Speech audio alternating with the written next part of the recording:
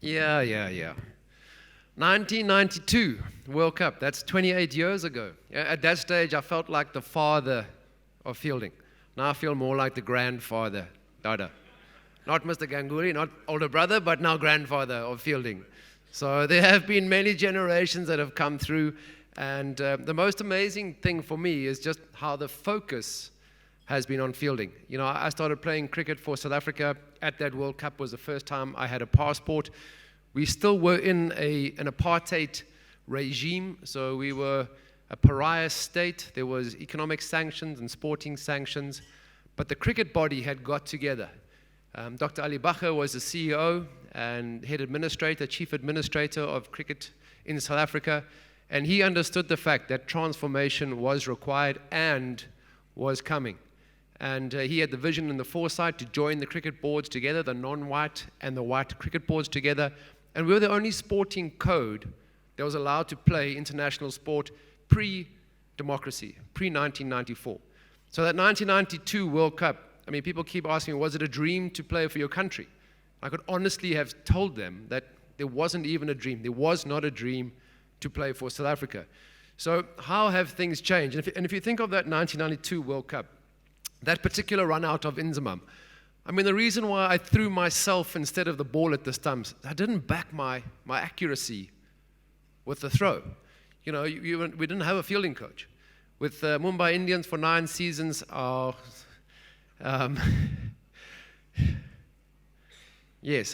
strength and conditioning coach from earlier, Ramji, we almost had a bigger management team, or almost a management team the same size as the playing team. I mean, if we had 20 players in the squad, we probably had 15 or 16 management as a part of a team. So very strong from logistics to support staff of all manner. And in 1992, we only had a physiotherapist and one coach, and that was it. So players had to take responsibility, and we didn't do that too often.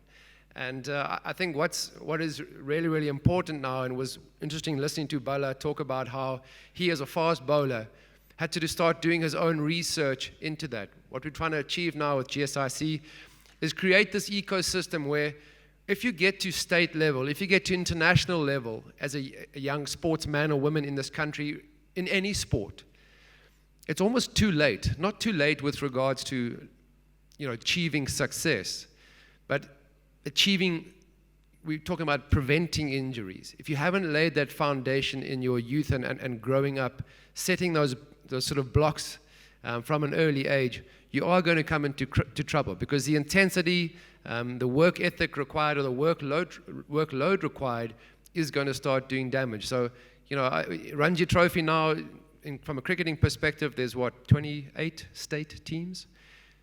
28, is that right? 37 state teams. I mean, that is incredible. It's also quite scary in that you've got young cricket players coming into the system now who are relying, obviously they're working with coaches, they're working with trainers, S&Cs, nutritionists hopefully, and they're getting a lot of information. And what we really are trying to create is that we're trying to create a platform that allows these young players to empower themselves. Because to take responsibility, you can't just take responsibility on the field. You have to take responsibility to grow as a player, to grow as an athlete. You have to take responsibility off the field too. And I think that is what this is, for me, why it is so exciting, is that it's bringing together people of renown and of real credibility, and providing a platform within this ecosystem where young athletes can tap into. Because sure, I knew when I was playing, you get a lot of advice, sometimes from the media and not always pleasant, sometimes from the person that you walk past in the streets, or if someone comes to collect your laundry in the hotel, you'll be getting advice. So as a cricket player, you kind of learn to take, you know, the good with the bad, but you know who to trust with regards to if you're going to change any technique. But not so much with regards to training, with nutrition. You'll believe somebody if they tell you this is their department of expertise or their area of expertise. And sometimes you can be given the incorrect advice because, as we've heard, I mean, Onkar and I have, with regards to Ayurveda, my wife and I have had 2 babies in India. And during the 2015 IPL and the 2017 IPL. We had a little girl, India, born, and then Nathan born in 2017. And Onkar was really close from an assistance point of view with the delivery of Nathan in the 2017 IPL. So interestingly enough, my wife is a yoga teacher, and even though her father is a GP, she studied medicine and then went on to architecture. She wants nothing to do with medicine if it's not natural. Homeopathy in South Africa is the only option that we have. So every time I arrive in Mumbai, I go back with a load of Ayurvedic medicine, courtesy of Onkar. And it's certainly something that when I look at what is happening in sport, and we heard about, why are you training in a particular way? Ramji said the same thing with regards to why are you trying to train Indians like an Australian or like a South African or like an English player? You grow up totally different. I mean, that 92 World Cup in Australia, as soon as I dived into the wickets, we had a couple of press conferences afterwards, and all the press media wanted to know, because Australia, I think, were the only country at the time who had an NCA equivalent. They had a sports academy or high performance center, and they wanted to know what my training techniques were, what was my diet, and there was nothing. I mean, it really was. I had no light to shed on those particular questions. We then, after a week at home after the World Cup, we then went to the West Indies. And you know what the questions were there about my performance-enhancing technique? They wanted to know what I was smoking. I mean, they really believed that this kid is crazy. What the stuff that you are doing on the field really is. You got to be smoking something really potent and very strong. And can we have some of it, please?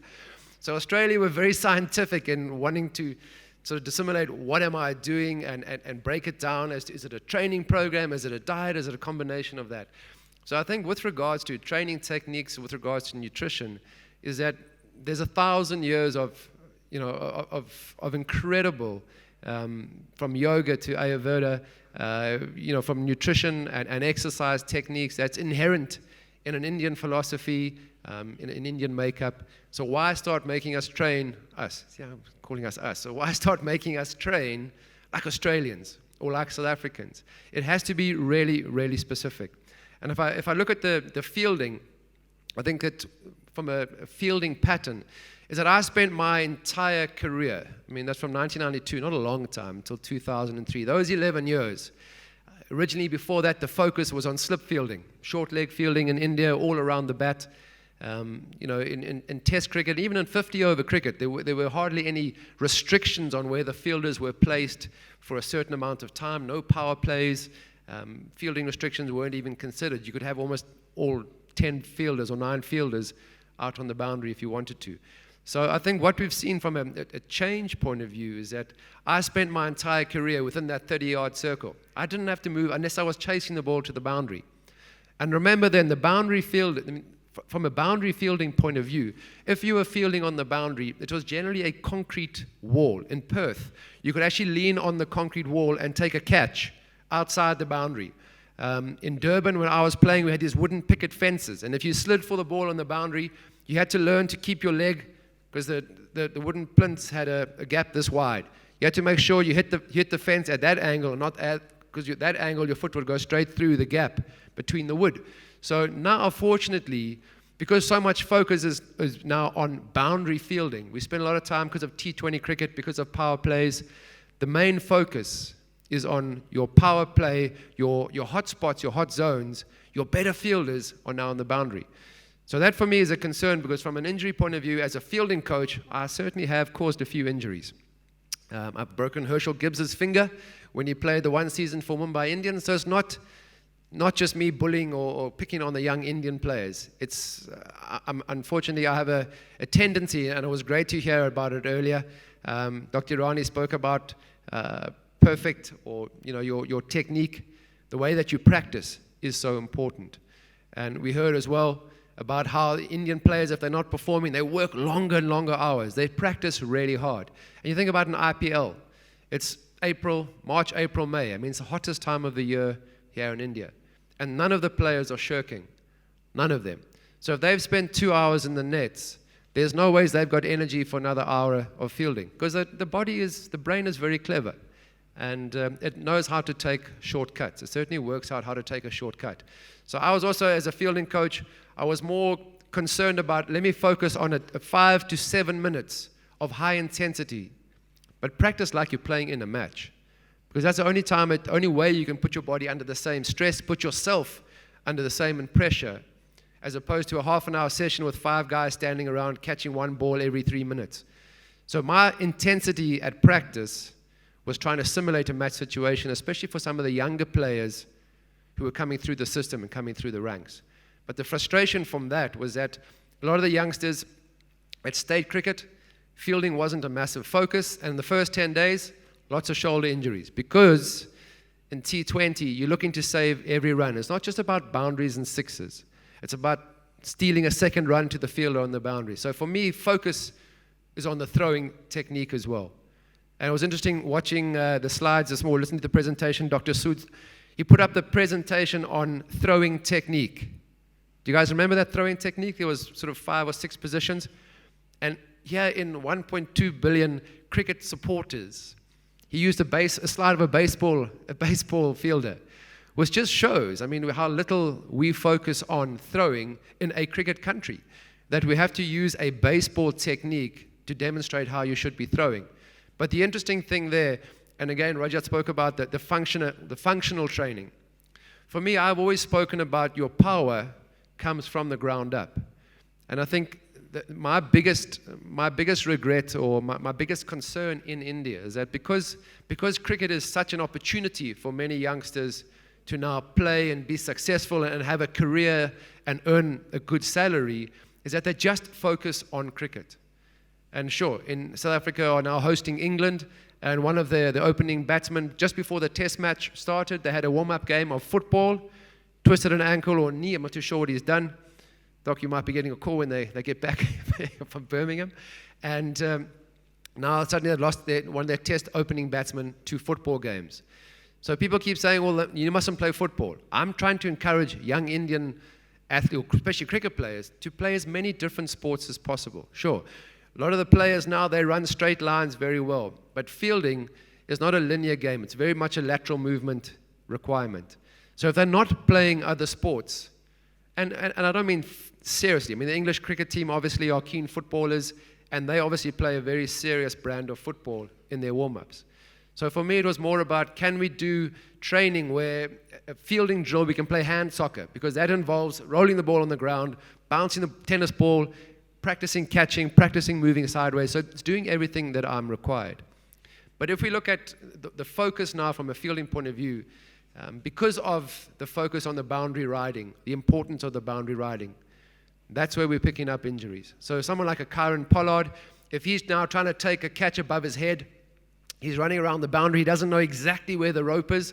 So fortunately, there is advertising, there's a foam over the boundary rope, there's advertising on that foam, and that does protect the player to an extent, as opposed to me and Ricky Ponting. In fact, Ricky Ponting was, as a fielder, he actually ended up in the slips and at gully, because he had chased the ball to the boundary, and I think he smashed his ankle trying to slide into the boundary and save the ball from getting to the boundary, which was a concrete wall in those days. So things have changed. But when you're taking the catch like that, like a boundary rider does, and you're landing with trying to get the ball back in play, it's really difficult. Plus, sometimes there's an entire dugout of support staff. There's a cameraman.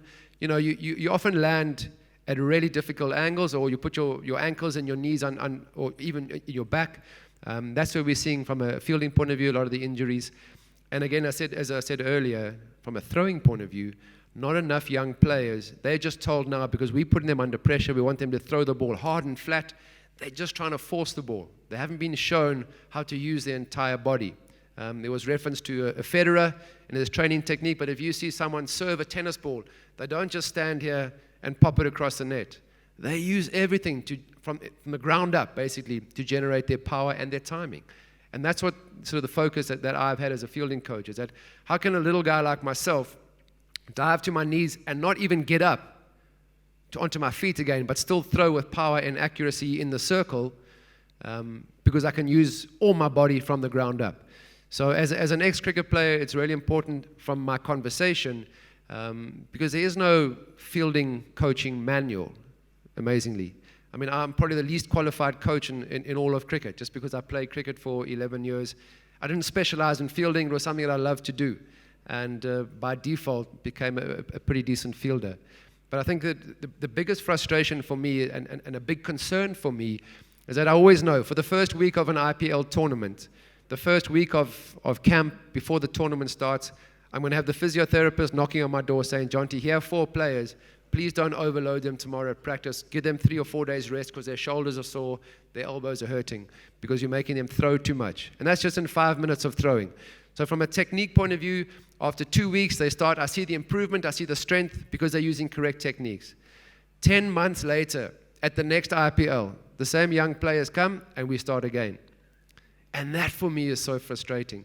And I think it's a huge thing for me as a coach now. I'm working with younger players and grassroots from Nepal to Salem, in Karnataka. I've been kind of TN, I've been all over the place looking to try and impart a little bit of knowledge to younger kids before they get to a bigger stage. Because without that basic, it's, you know that they are going to be, they literally are just putting the injury aside for a while. But my key focus has been on coaching the coaches. Because if I'm there for 3 days, I know that next week they're not going to be doing what we've done over those 3 days. Cricket is a game of habit. Most sports are a game of habit. And if you can practice the correct techniques every single time, I'd rather have the players. That's why all I ask for is 5 minutes. Because it must be done 100% intensity and 100% correct. Because otherwise you're just reinforcing bad habits, and those habits, those are the things that cause injury. So my real frustration as a fielding coach in an IPL is seeing players make a real transformation in their ability to field and to catch and to throw. And then 10 months later when I see them, they've gone back to square one because of the lack of intensity at a state level or whatever they're doing. So I think that sort of the key message that I'm now trying to get across is that as opposed to just coaching the players, I need to be coaching the coaches. Because you want to ensure that when you leave and they've gone away from this high-intensity arena of the IPL, they're still maintaining that. But that's requiring the coaches, or requiring that the players take ownership. Again, GSIC is going to provide that, allowing the players to take ownership, which is a key element of injury prevention. Okay, so thank you very much for your time. I always love being in India because I can demonstrate my athleticism. I think I can get up off the stage. Can I jump down or not take the right stay? Away. Oh, you worry about me, Stay back, Dada. Jhonty. Oh, stay here. Because okay. we're going to